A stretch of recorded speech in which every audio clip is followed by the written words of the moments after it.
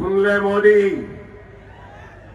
सुन ले मोदी भक्तों, सुन लो सुनने वालों, ना मैं अपना कलमा छोड़ने तैयार हूं, ना मैं अपनी कुरान छोड़ने तैयार हूं, ना मैं अपनी शरीयत छोड़ने तैयार हूं, ना मैं अपनी मस्जिद छोड़ने तैयार हूं, ना मैं अपना हिजाब छोड़ने तैयार हूं, ना मैं अपनी बस्ती छोड़ने तैयार हूं, ना ही मैं अपने मुल्क हिंदुस्तान को छोड़ने तैयार हूं।